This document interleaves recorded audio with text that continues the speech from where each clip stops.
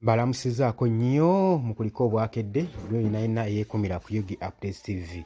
MP Lutamaguzi avuddeyo n'alumiriza Pulezidenti Yoweri Kaguta Museveni olw'okukola enkwe ku Leader of Opposition Joel Ssennyonyi. Avuddeyo n'amulumiriza olw'okubanga y'omu ku bakola enkwe olw'okubanga bali against Joel Ssennyonyi. Balamusizaako nnyo yonna gy'osinza okuba ng'otuwuliriza kutegeeza nti okola kyamaanyi nnyo okwekumira ku Yugi Updates TV. Muganda wange gwe atandika kuba ng'osubscribinga nkutegeeza ngenda maaso subscribinge ku Yugi Updates TV. Naggambye eno ka channel egenda okuba nga ekuwa ekigambo ky'enkyukakyuka, egenda okuba nga ekolako follow-up, buli kimu ky'oyagala tugenda kuba nga tukikutuusaako. Baganda bange abali Saudi Arabia, Katoman, abali emitala w'amayanja mwenna mbalamusizaako nnyo. Mwebale kwekumira ku Yugi Updates TV. Kaakati lubadde lukyali awo, olutalo lubadde lunyinyikidde okuva MP lumu yavaayo nalweizinga ekiteeso ky'okubanga ba Leader of Opposition balondebwa ba MPs, ekintu ekyaleka ekyaleka politics wa Uganda ng'ali ku mayengo atengejja n'obusungu obukambwe ennyo. Ebigambo bingi bibadde bikasukibwa, bangi boogedde, naye kaakati MP Lutamaguzi avuddeyo n'akoona ku kisunku n'agamba nti no Pulezidenti Museveni yeggwa ali emabega wa kino, yeggwa akuliyeetinga enkwe, yeggwe akuliyeetinga enkwe okusobola okulaba nga omenyawo Leader of Opposition Joel Ssennyonyi. Kaakati bwe tuba twogera ku MP Paulson Lutamaguzi Simakula, avuddeyo n'akola ataaka ey'okuba ng'alumiriza Pulezidenti Museveni owa NRM, owa National Resistance Movement. Agambye Pulezidenti Yoweri Kaguta Museveni aswala eri Joel Ssennyonyi. Akimanyi bulungi Joel Ssennyonyi ye Leader of Opposition mu Uganda, mu Parliament ya Uganda. Lutamaguzi agamba propose yayisiddwa jjo ly'abalamu ya introducinga ne ba MPs omwali Richard Lumu owa Mityana County South, ono yennyini nga yava mu Democratic Party DP.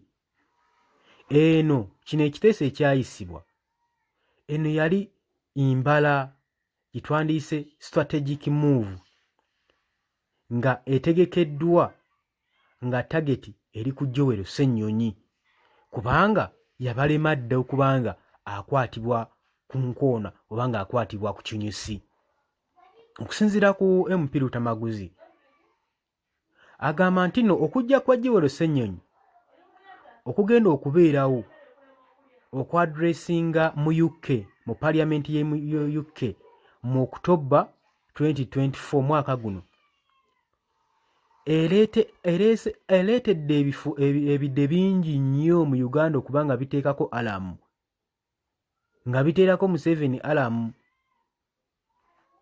Agambye olw'okubanga Joel Ssennyonyi ono amanyikiddwa okubanga ali eloquent, ng'akuba ebigambo ebizito, ali straight, ateekawo ekigambo ekiri against the government bwe kiba nga kyetaagisa nga talinaamu wadde okutya, ate ng'asuubirwa okuba nga agenda kulabikako ku international stage eri mu UK. Lino essuubi okusinziira ku Lutamaguzi agamba nti nno kino ekigenda okubaawo tekigenda kubanga kiwa Yoweri Kaguta Museveni essuubi, era okukyala kwa Joel Ssennyonyi mu UK, Museveni ali concerned nnyo. Agamba, Lutamaguzi agamba bbiiru eno gye bayisizza kakodyo kalala ka NRM ne Museveni okusobola okuba nga bafugaza Joel Ssennyonyi mu byobufuzi, oba bagezaako kuzannyira ku kaaliya ye kwagala kuginafuya. Bagezaako kunafuya kaaliya ye naddala ekigenda okubeerawo ku international reputation kwega bagezeeko okuteekawo reputation embi ku Joel Ssennyonyi. Lutamaguzi watu wagambye agaye bakola buli kimu mu buyinza bwabwe okusobola okulaba bamustoppinga okubeera ng'ayogera. Naye Lutamaguzi agamba ekyo tekigenda kubeera. Lutamaguzi agamba tekikoma awo, si enkomekerezo yaakyo. Ayongerako n'agamba nti neri incident eyaliwo okuleeta obubizi ku headquarters za National Unity Platform, ebyo zonna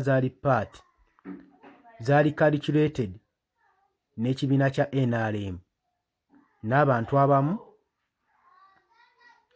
baanokolayo nti obubizi bwalimu sapooti y'obukulembeze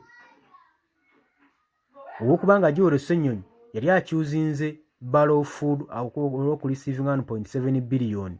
Lutamaguzi wagamba nti waliwo abamu abaafuna 1.7 billion abaali tebaagala ensonga eno egende maaso, naye Joel Ssennyonyi ng'alemeddeko kwe kutandika okuleeta obubizi ku kibiina kya National Unity Platform. Newankubadde kisoboka okuba nti abantu abamu baali basobola okuyingira National Unity Platform ne heavy guarded, ng'eri heavy guarded nga we yali, nga headquarter wagiraba ng'eyiriddwako amagye. Omuntu n'ava eri n'ayisuulako obubizi n'amala n'atambula nga tewali interference n'emu. Mu military ne poliisi eyali awo, Lutamaguzi agamba mulaba nga kisoboka. N'agamba nti buno obubizi yali set up ng'era eyina ekigendererwa ku Joel Ssennyonyi. Ng'ebyo bitadde ku bbali, Joel Ssennyonyi yali former journalist eyataaninga okuba nga politician. Yali ajjukira ng'omuntu ali focused ku mateeka ge nga ye opposition, nga leader opposition. Era abadde achallenginga nnyo NRM, naddala policies zaayo ne advocates. Ye agamba okuteekawo greater diplomacy ne transparency, obumu n'amazima mu Uganda.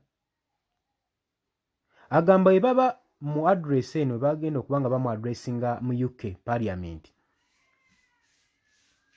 alaba okukyala kwa Joel Ssennyonyi mu UK kugenda kubanga kuteekawo okukula, kugenda kuteekawo influence y'amaanyi okubanga akula mu ngeri eri locale ne internationale. Eno waka agenda kubanga munene, so ne internationale agenda kubanga muzito. Lutamaguzi ayongeddeko n'agamba balooya, jjukira katwafunye ne looya omupya mu Uganda. Looya omupya already yakyusiza politics. Omuyaga gwa politics already yamaze dde ogukyusa. Bwe muba mwagala okukkiriza oba temwagala kukkiriza, kati chapter endala yagguddwawo mu byobufuzi bwa Uganda. Kati politics wa Uganda takyalinga oli mwali musuubira. Newankubadde ekintu ekimu